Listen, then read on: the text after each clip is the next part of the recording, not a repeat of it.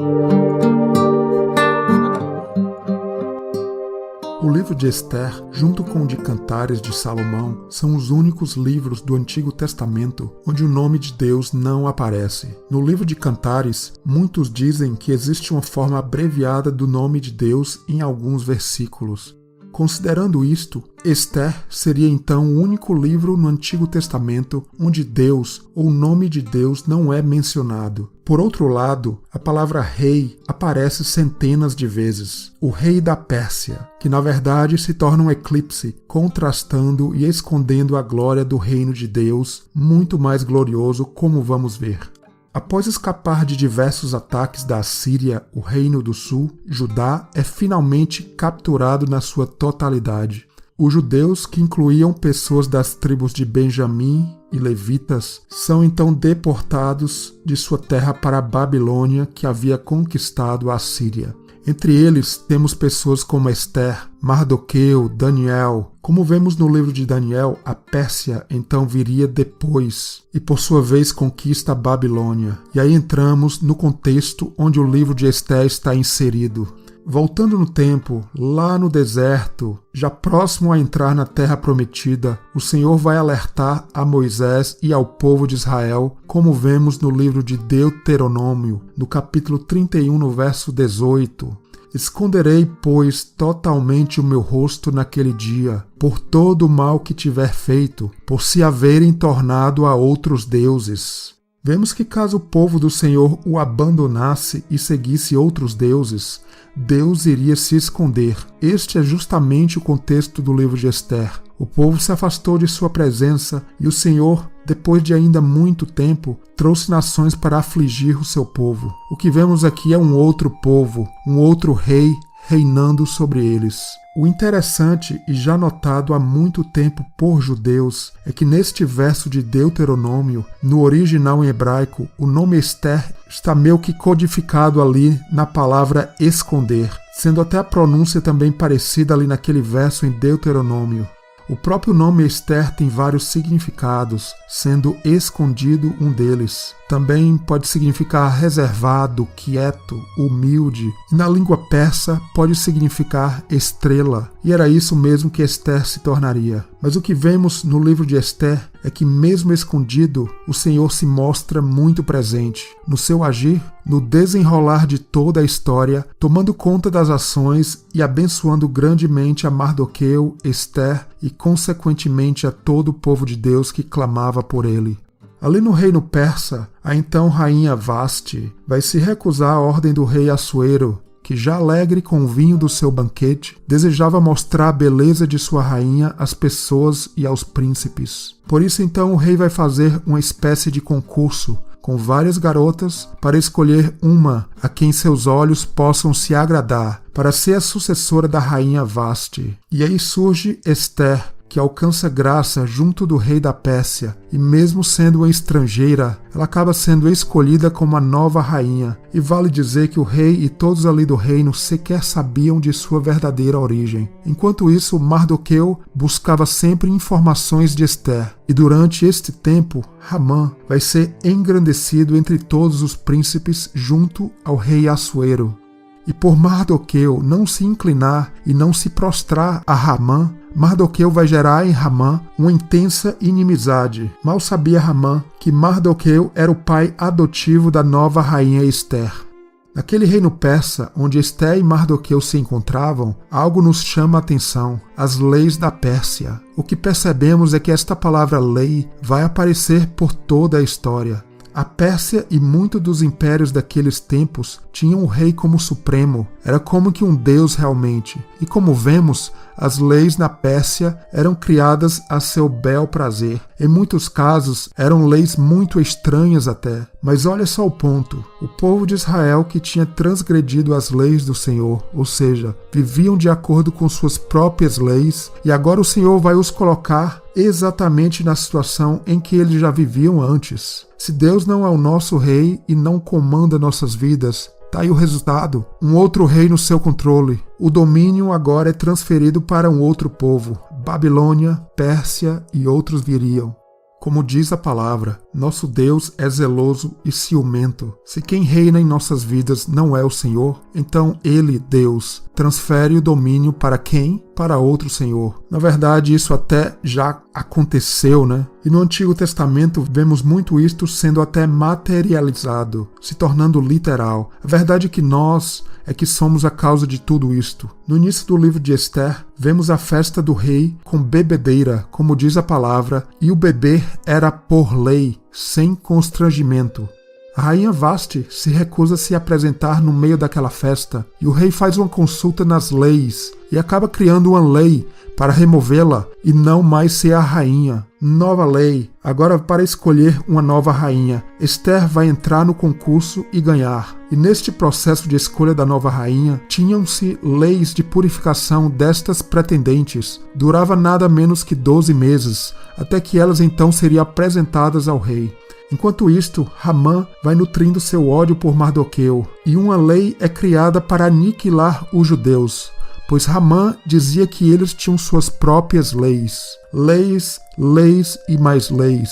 Mardoqueu faz Esther saber desta lei que iria aniquilar os judeus. Mardoqueu insiste para ela ir falar com o rei. Esther diz que há uma lei que não permite ir ao rei sem ser chamado. Mesmo assim, ela fica sem opção e decide ir. Ao final, o Senhor age poderosamente. O rei se une a Mardoqueu e Esther. Uma nova lei vai ser criada para permitir os judeus lutarem contra seus inimigos que iriam tentar matá-los, de acordo com a lei anterior que não podia ser revogada. Os judeus agora se alegram e Hamã vai ser removido de sua posição. E uma lei, mais uma, é criada para condená-lo à morte, tendo seu destino selado na mesma forca que ele tinha antes criado para Mardoqueu, o pai adotivo de Esther.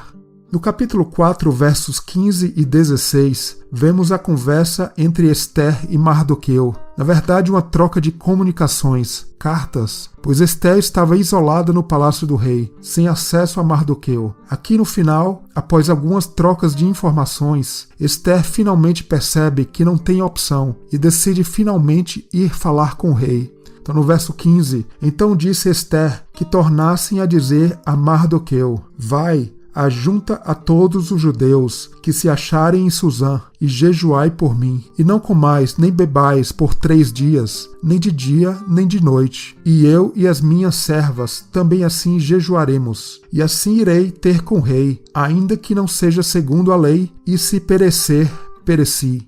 O que significa este reino da Pérsia para nós? Lembramos a ligação do livro de Esther e Daniel. Daniel provavelmente viveu alguns anos antes de Esther. E vemos em Daniel a profecia do reino persa entrando em cena, quando lembramos a escrita no muro do rei da Babilônia e a interpretação que o Senhor deu a Daniel logo antes da Pérsia conquistar a Babilônia e assumir o poder. Daniel no capítulo 5, versos 26 a 28. Esta é a interpretação daquilo. Mené, contou Deus o teu reino e o acabou. Versículo 27. Tekel, pesado foste na balança e foste achado em falta. Verso 28. Pérez, dividido foi o teu reino e dado aos medos e aos persas. Mené, Mené, Tekel, Ufarzim.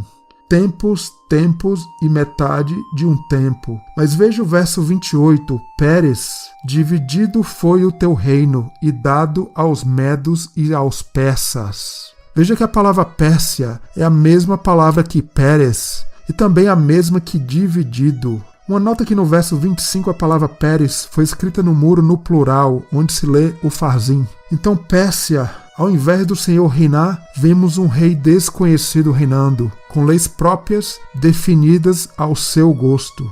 Então vemos que profeticamente para nós a Pérsia significa um reino dividido. E Jesus falou que se um reino estiver dividido contra si mesmo, ele será destruído. A Pérsia representa isto, mas a brincadeira de esconde-esconde que começou lá no Éden, continua aqui com a profecia cumprida que Deus esconderia a sua face. Na verdade, mais uma vez o homem se afasta do Senhor, tendo a religião como uma verdadeira máscara que superficialmente encobria a verdadeira realidade.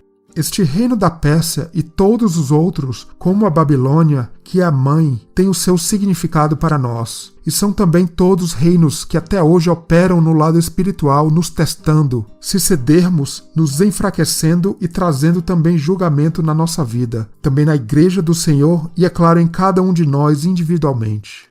Qual a grandeza de servos e servas como Ester e Daniel. Estes foram fiéis ao Senhor, mesmo sem se rebelar contra as leis daqueles reinos. Mas ao mesmo tempo, vemos que Daniel também jamais se dobrou àquelas leis, quando elas estavam em conflito com as leis de Deus, quando os tempos estavam difíceis.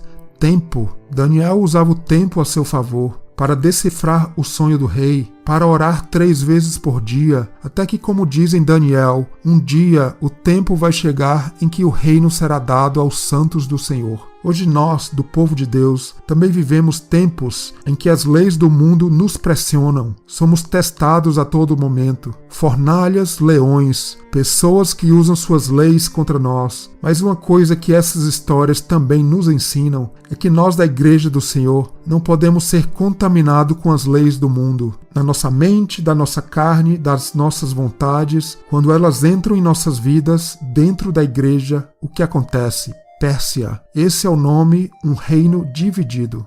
As leis também pressionavam Ester e Mardoqueu, que não se dobravam. Agora Ester está pronta para ir diante daquele rei, sem ser chamada, contra as próprias leis daquele império persa. Ester, na revelação, entra nas leis do Senhor, conclama um jejum, ela, Mardoqueu e todos os judeus daquela cidade. Em 3 dias, Ester vai se apresentar ao rei, contra tudo e contra todas as leis normais do mundo, especialmente daquele império. Como uma rainha vai se apresentar junto ao rei após passar 3 dias sem comer e beber? Ficaria ela formosa pelas leis normais do mundo? Ali a Ester vai optar por seguir o Senhor. A intimidade com o Senhor vai ser a sua lei. A pedido de Mardoqueu, desde o começo, Ester não tinha mencionado as suas origens, já que ela era do povo judeu, que veio do cativeiro. Mais uma coisa contra ela neste momento tão difícil. Estes 3 dias são proféticos de como nós devemos nos aproximar e buscarmos esta intimidade maior com o Senhor. Mas mesmo aparentemente escondido, o Senhor vai estar presente em toda a história. Sem mostrar sua face ou seu nome diretamente na história, o Senhor esteve sempre lá. Mardoqueu e seu inimigo Hamã viam as coisas por 2 lentes totalmente diferentes. Hamã, da linhagem de Agag, Amaleque, voltando lá para os tempos de Esaú, irmão de Jacó, o espírito carnal. Hamã operava pela lei do caos, tentando fazer as leis de acordo com suas vontades. Mardoqueu, por outro lado, utilizando-se das leis do Senhor como norma de vida. O jejum de Ester acontece exatamente na época da Páscoa, momento, tempo decisivo na vida daquele povo judeu. Na troca de correspondências entre Mardoqueu e Ester, ele vai dizer algo bastante interessante para ela. Ester, no capítulo 4, versos 13 e 14. Então Mardoqueu mandou que respondessem a Ester: Não imagines no teu íntimo que por estares na casa do rei, escaparás só tu entre todos os judeus. 14. Porque se todo te calares neste tempo, socorro e livramento de outra parte sairá para os judeus, mas tu e a casa de teu pai perecereis. E quem sabe se para tal tempo como este chegaste a este reino. Existe uma forte ligação deste livro de Ester com algumas histórias do Antigo Testamento, como a história de Jacó e Esaú, assim como a história do Jardim do Éden e o fruto do conhecimento do bem e do mal, como vai ser falado mais à frente, além até de outras já mencionadas aqui. Finalmente o encontro de Ester com o rei, a verdadeira beleza de um servo e de uma serva perante o rei. 3 dias de intensa busca ao Senhor. Certamente, mesmo em jejum, deve ter cuidado de sua aparência física de alguma forma. Como a palavra fala, entre todas aquelas mulheres, Ester foi aquela que nos meses de preparação, antes de se apresentar ao rei, não fez nenhum requerimento especial ao chefe das mulheres, com relação a produtos, especiarias, nada além do que era o normal. Com certeza bem diferente de todas as outras por lá. Ali Ester iria achar graça junto a todos, inclusive o rei que a escolheria como sua rainha. Agora, neste momento, sabemos que foi o Senhor, mesmo aparentemente escondido, aquele que moveu as leis dos céus e da terra. O momento chega, o rei estende seu cetro para Ester. na época da Páscoa, um jejum, dedicação para livrar ela, Esther, e o seu povo de uma sentença de morte certa. A humanidade também tem esta sentença contra ela, contra nós, e nós crentes temos em Cristo a chave para anular esta sentença. Vamos ver depois o símbolo de tudo isto. Este jejum, a Páscoa, a entrada perante o rei. O rei estende o cetro, o que Ramã vinha fazendo, jogando com a sorte. Agora vamos ver que tudo vai mudar em favor do povo do Senhor. Um povo que tinha se afastado de Deus, mas ao que parece, mais uma perseguição e luta de tamanho porte iria os levar a uma proximidade maior do Senhor. Tudo agora vai começar a virar para o lado de Esther, Mardoqueu e do povo de Deus. Embora Deus tenha mesmo escondidinho agido em toda a história de Esther, desde o começo inclusive, quando a porta se abre para ela ser a rainha, vemos agora o auge, onde a mão poderosa do Senhor vai agir e reverter tudo em favor do seu povo. O sono do rei, que se vai após o primeiro banquete, em que Ramã também estava a convite de Esther. Este sono leva o rei a buscar o livro das crônicas. Muitas coisas podem ter tirado o sono do rei, mas o encontro com Esther e a perspectiva do segundo encontro, que aconteceria no dia seguinte, onde Ramã também estaria, podem também tê-lo tirado o sossego, não é mesmo? Nesta noite o rei vê nas crônicas a benfeitoria que Mardoqueu o tinha feito anteriormente, e nunca tinha sido recompensado por aquilo. Mas lá no começo da história, Mardoqueu, no lugar certo, percebe a trama de dois guardas que planejam atentar contra o rei. Mardoqueu fala a Esther e ela comunica ao rei, que investiga, e os dois guardas então ao final são mortos, levados à forca. Agora o sono do rei, quem diria como Deus age? O sono o leva a lembrar o que Mardoqueu o tinha feito. O rei vai a Ramã, este mesmo Ramã que tinha sido engrandecido pelo rei, que agora o vai perguntar: o que você, Ramã, faria com alguém cuja honra o rei se agrada? Mal sabia Ramã que toda aquela conversa era sobre Mardoqueu, aquele a quem ele odiava. Ramã, em sua vaidade, vai pensando ser ele aquele a quem o rei quer honrar, e vai dizendo para o rei, para que aquele homem, o rei deveria trazer as vestes reais e dá-lo, colocá-lo em um cavalo, à vista de todos na cidade, e nele também pôr a coroa real. Não sei se você pensa assim, mas me parece que neste momento muitas coisas iriam passar pela cabeça do rei. Ramã parecia ter um desejo imenso pelo poder. Quem sabe mesmo ser rei? Esther tinha convidado ambos agora para o segundo banquete no dia seguinte. Rei e Ramã juntos em um banquete com Esther. O que está acontecendo? Pensaria assim o rei? No segundo banquete de Esther com o rei e Ramã, Esther vai dizer, assim como vemos no capítulo 7, nos versos 3 e 4: Se, ó rei, achei graças aos teus olhos, e se bem parecer ao rei, desse-me a minha vida como minha petição, e o meu povo como meu desejo, porque fomos vendidos, eu e o meu povo, para nos destruírem, matarem e aniquilarem de vez. Momento certo, a vulnerabilidade do rei para com Ramã, onde tudo já estava indicando uma conspiração dele. Esther, que tinha um segredo escondido, sua identidade não era conhecida inclusive pelo rei. Agora ela vai com o coração aberto e sem esconder nada. Da mesma forma, devemos nos aproximar do nosso grande rei, não é mesmo? Tudo à mostra, tudo claro. O reconhecimento da nossa identidade pecadora, assim como eram os judeus naquele reino. Nada mais que um povo estrangeiro, e é claro, espiritualmente em pecado, sendo a razão deles estarem ali, longe de sua terra natal. O rei vai questionar quem era aquele cujo coração o instigou a fazer tamanho mal ao povo de Esther. Esther revela que é o próprio Ramã, ele mesmo que estava ali do lado do próprio rei e da rainha Esther. Imagina o susto de Ramã, que também não sabia da procedência de Esther. Agora as leis naquele império vão começar a virar para o lado do bem. Se antes estava contra Esther e Mardoqueu e os judeus, agora a sorte, uso esta palavra sorte intencionalmente. Para Ramã era tudo dessa forma, mas para nós, o povo de Deus, sabemos que é o agir do Senhor. Tudo agora vira para o outro lado. Te vê aqui como tudo vai virar para o outro lado. Número 1, se Ramã antes tinha sido elevado a uma posição alta no reino, ele agora perde esta posição. Mardoqueu é reconhecido e elevado. Número 2, a lei de Ramã estava contra os judeus e não pode ser cancelada. mas uma outra é criada onde eles, os judeus, agora vão poder se defender. Número 3. A forca que Hamã tinha acabado de preparar para Mardoqueu. Ela vai ser usada para enforcar ele mesmo, o fruto do mal perecendo na sua própria árvore. Número 4. A tristeza de Ester, Mardoqueu e dos judeus se transfere para Hamã e sua família. Para os judeus, agora novamente, um povo próximo de Deus. Só alegria. As leis que operavam contrário ao povo do Senhor vão ser todas revertidas em favor deles ao final. O que a nossa fidelidade ao Senhor não faz, não é mesmo? Isto é algo muito atual, já que mais e mais o mundo nos pressiona. Ou cedemos à pressão e o que acontece é a nossa queda espiritual. Ou a melhor opção, escolher o bem ao invés do mal, como alertou Deus a Moisés.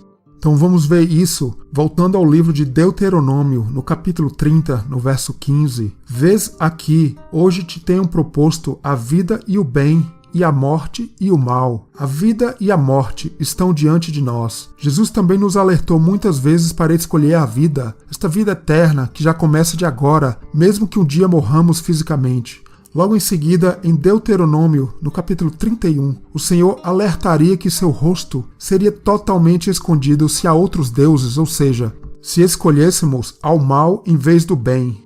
Hamã prepara uma forca para Mardoqueu, literalmente no original, uma árvore. Hamã, símbolo do mal na história, queria em sua árvore destruir os frutos do que é bom, Mardoqueu. Pela fidelidade ao Senhor de Ester e Mardoqueu, o fruto que vai perecer lá em cima da árvore é o próprio mal. Uma cruz está posta em nossa frente, uma árvore, um madeiro, a boa escolha como fez um dos ladrões da cruz, a cruz de Jesus. Na outra cruz, o outro salteador preferiu a blasfêmia e os frutos do que é mal. A vida, a morte, o bem e o mal estão diante de nós.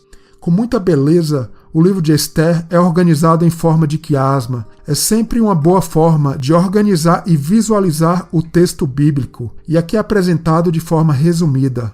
Então a gente vai ver lá em cima no começo, nos capítulos 1 e 2, a festa que o rei deu. E a gente vai ver em seguida Ester sendo a rainha e teve um banquete preparado para ela. Isso tudo liga lá no final da história, nos capítulos 9 e 10, onde Ester foi elevada ainda mais no reino, assim como Mardoqueu. Tive o livramento dos judeus e eles celebram aí agora uma festa, só que a festa do Purim.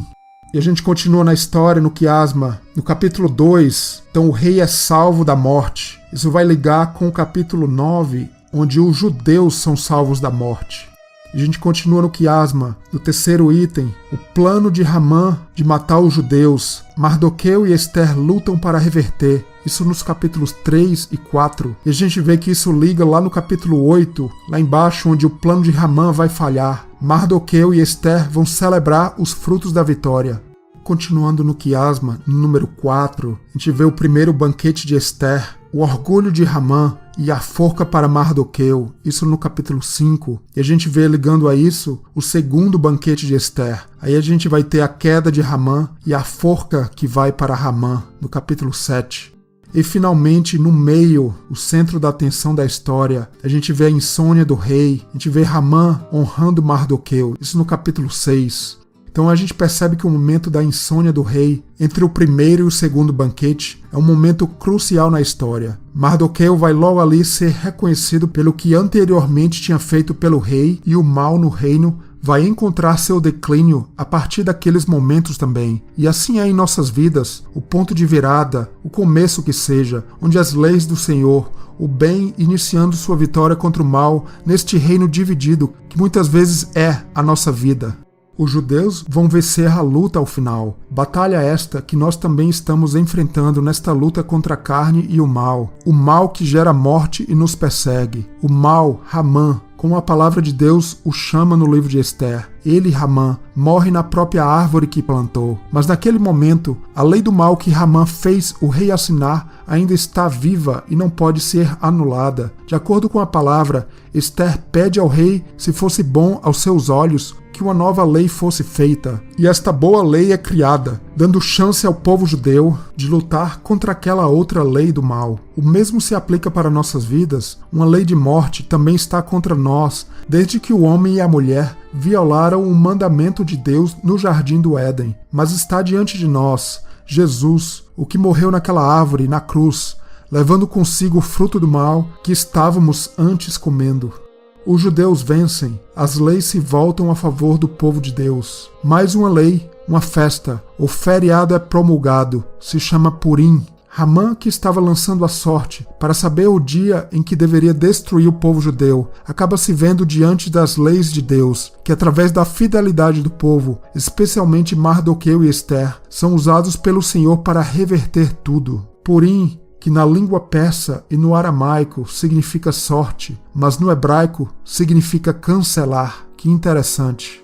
Ester e Mardoqueu, que souberam entender o momento, os tempos que estavam determinados sobre eles, e agiram com perfeição. Agora não mais as leis da Pérsia tumultuando o povo do Senhor. Uma lei agora é promulgada por Mardoqueu, que é elevado a uma posição altíssima naquele reinado, recebendo o selo do rei. Que maravilha! Sombras do selo do Espírito Santo, onde as leis são agora escritas em nossos corações. O bem entrando em nossas vidas, uma nova lei vai surgir, a lei do Purim. O que é o Purim? Uma festa comemorada até hoje pelos judeus? Ester no capítulo 9, verso 22. Como os dias em que os judeus tiveram repouso dos seus inimigos, e o mês que se lhes mudou de tristeza em alegria e de luto em dia de festa, para que os fizessem dias de banquete e de alegria, e de mandarem presentes uns aos outros, e dádivas aos pobres. Os tempos mudam, tristeza vira alegria, o luto vira festa. Alguns detalhes do Purim. Número 1, banquetes de alegria, como a gente viu. Número 2, enviar presentes uns aos outros. Número 3, mandar dádivas, presentes aos pobres. Algumas coisas fascinantes aqui. Todos estes 3 detalhes do Purim se relacionam exatamente à própria história de Ester e Mardoqueu. Purim, a anulação de uma sentença. No aramaico e persa, sorte. No hebraico, cancelar. Mardoqueu, aquele que no início era o pobre da história, em jejum e pano de saco, um verdadeiro pobre. Ester, sem conhecimento do porquê daquilo tudo. Do palácio real onde estava, até manda para ele roupas. Mardoqueu, espírito pobre, mas riquíssimo aos olhos do Senhor.